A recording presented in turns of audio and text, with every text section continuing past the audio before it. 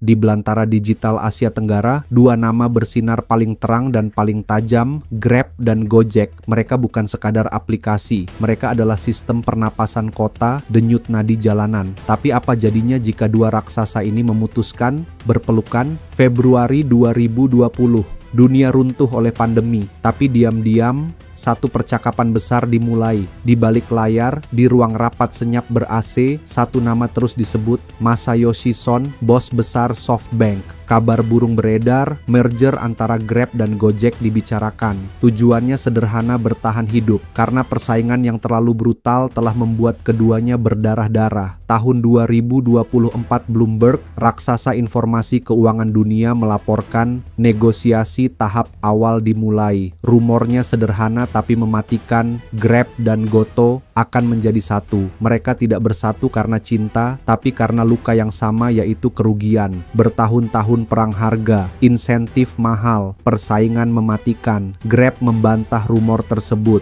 menegaskan bahwa informasi tersebut tidak berdasar dan tidak dapat diverifikasi. Di sisi lain, pihak Gojek menegaskan bahwa tidak ada kesepakatan dengan pihak manapun mengenai potensi transaksi. Pernyataan ini dibuat setelah muncul laporan media bahwa Grab akan membeli perusahaan tersebut. Mereka menolak, membantah, tapi publik tahu di dunia korporasi yang dibantah hari ini bisa jadi diumumkan minggu depan. Di atas kertas, ini langkah logis. Gabungkan armada, gabungkan teknologi, gabungkan pasar, kurangi persaingan, potong biaya, siapkan jalan menuju IPO megah. Tapi di bawah kertas ada yang harus dikorbankan. Jika merger benar terjadi, siapa yang tersisih? Para pengemudi sudah pasti akan disaring. Performamu rendah, selamat tinggal. Dan insentif, lupakan saja. Efisiensi akan jadi dalih. Tapi bagi para driver itu hanya berarti satu hal, kehilangan. Tujuan besar merger ini jelas, menjadi penguasa tunggal di Asia Tenggara, menyaingi Uber, menaklukkan pasar digital. Tapi dominasi seringkali berarti tidak ada ruang untuk suara kecil, suara pengemudi, suara pengguna, suara rakyat jalanan. Di dunia yang terus diukur dengan efisiensi, kita lupa bahwa yang menggerakkan teknologi bukan hanya algoritma, tapi manusia.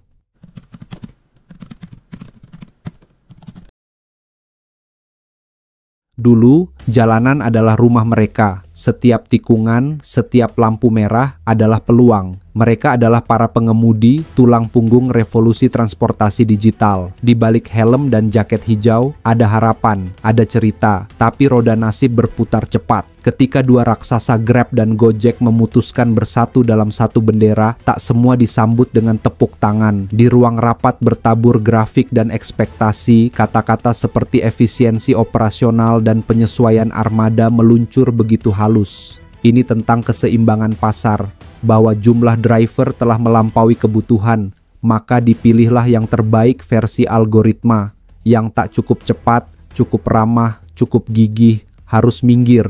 Gojek, yang dulu mengusung semangat gotong royong, kini memangkas jumlah mitra dari 3,1 juta di 2023 menjadi 3 juta di akhir 2024.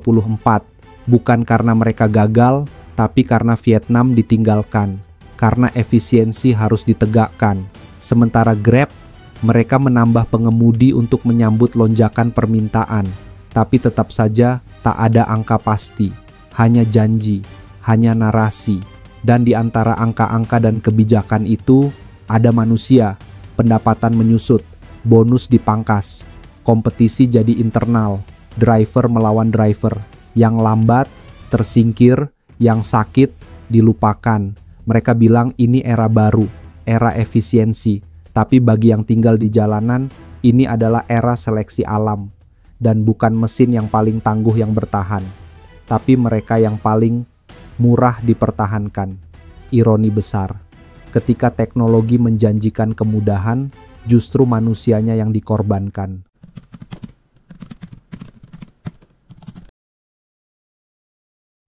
Di jalanan kota yang tak pernah tidur, ribuan roda berputar mengejar rupiah. Di balik setiap aplikasi yang dibuka, ada cerita hidup yang dipertaruhkan. Tapi belakangan ini, ada kabar beredar, dua raksasa berencana untuk bersalaman, Grab dan Gojek. Dua nama yang bukan sekadar aplikasi, tapi denyut nadi ekonomi rakyat, dan kini mereka berencana akan bersatu. Mereka tak sekadar berkolaborasi, mereka akan menguasai lebih dari 90% pasar ride-hailing di Indonesia dalam satu genggaman.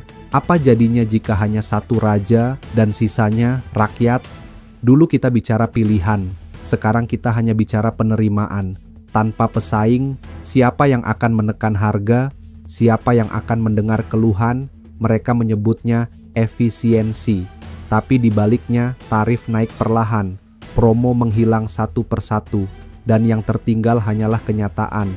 Harga bukan lagi hasil kompetisi, tapi keputusan sepihak. Kita pernah lihat ini, merger yang katanya untuk kebaikan justru membuka jalan bagi kenaikan harga.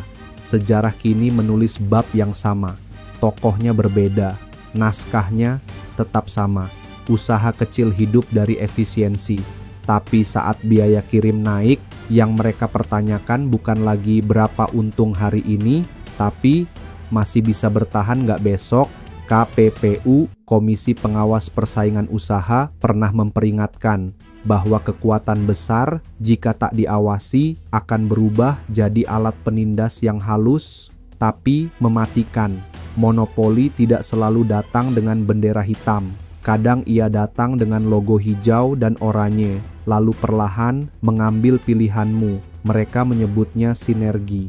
Tapi bagi jutaan orang, ini adalah bab baru dari ironi. Bukan revolusi digital, tapi dominasi yang dibungkus efisiensi.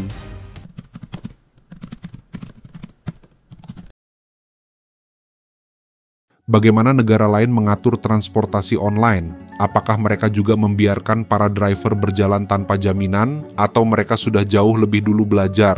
Di Amerika Serikat, pertempuran terjadi bukan di jalan, tapi di ruang legislatif. Tahun 2019, California mengguncang dunia digital dengan satu aturan, AB5. Driver bukan lagi mitra, mereka adalah karyawan, dengan upah minimum, tunjangan, dan perlindungan kerja, tapi kekuatan uang bicara. Proposition 22 menang. Hasilnya, status driver kembali sebagai pekerja lepas, dengan sedikit perlindungan, sisa asuransi, sedikit subsidi, setengah jalan antara keadilan dan kepentingan korporasi. Di Inggris, suara hukum lebih bulat. Mahkamah Agung tahun 2021, driver Uber adalah pekerja, mereka punya hak, dan pemerintah lokal tak tinggal diam. Lisensi kendaraan, uji keselamatan. Hasilnya, layanan lebih aman, driver lebih terlindungi. Australia memilih jalan tengah, driver tetap mandiri tapi tidak ditinggalkan. Lisensi khusus, asuransi kerja wajib, fee minimum dijamin. Beberapa negara bagian bahkan mengatur kompensasi jika platform menendang keluar driver tanpa sebab. Di Singapura, setiap detil diatur, driver harus punya PDVL, lisensi profesional, mobil harus diasuransikan, diuji tiap tahun, pemerintah bahkan mewajibkan kontribusi dana pensiun, CPF, dan kini mereka sedang mengkaji tarif minimum untuk satu alasan sederhana, penghasilan yang layak bukanlah kemewahan. Lalu, bagaimana dengan kita? Dalam undang-undang, ojek online bahkan belum dianggap sah, pemerintah hanya menetapkan tarif batas atas dan bawah, driver tetap disebut mitra, tanpa jaminan kerja, tanpa asuransi wajib, tanpa perlindungan nyata jika sistem tiba-tiba berubah. Ketika isu merger Grab dan Gojek mencuat, pertanyaannya bukan sekadar siapa yang akan menang,